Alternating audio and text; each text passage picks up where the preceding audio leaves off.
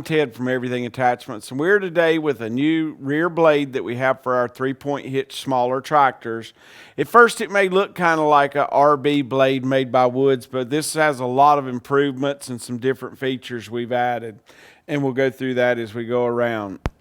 As you can see from the side, it has a nice rounded moldboard here, and when we did a snow video here a couple of months ago, and we didn't have much snow, it was pretty pitiful, but at a high speed I was able to outrun Peanut with a different style blade, just because that roundness just keeps it going off to the side so much easier than a square back blade.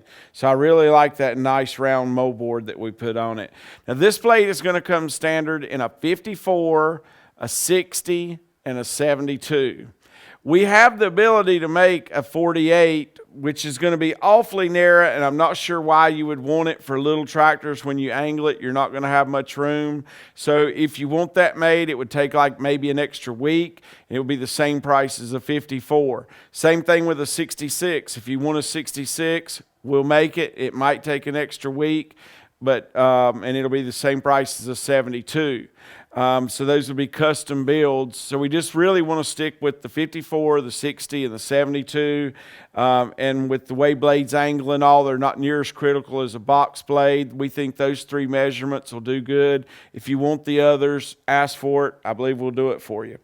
The way the Woods blade comes, it has 5 adjustments in the front and 3 in the back. Now today, and this is a prototype, it has 5 in the front and 5 in the back.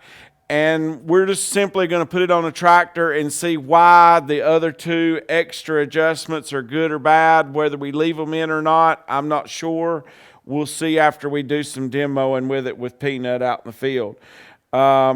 We've added the clevis hitch instead of the pin, which we'll show you when we turn it around. Let's just go to the back of the blade first, Nate, and then we'll go back to the front. Differently from the Woods blade, which has a 1-inch bolt that screws down into this plate right here, we put an 1.25 inch grade 8, and the reason we kept the nut on the top is because if we weld the nut on the bottom, and you would bend that, the bolt's going to be bent anyway, and it's going to be even harder to get out. So we've kept ours with the bolt coming up from the bottom and the nut here at the top. And it being a grade 8 and an 1.25 inch, it should be dead solid, no problem. Now, it will angle here, and it will tilt here, and if you want to do offset, which isn't really popular on small tractors, but if you want to do it, it can be done. You simply take out the 4 bolts that are in the top of the moldboard and the cutting edge and move them over to the side where these square holes are. To make it easier, instead of the clip pins and different things to put on here to hold this in place, we like to use the chains number 1 to make sure we don't lose the pin. And what you do is you turn them upside down, and then you're able to remove them.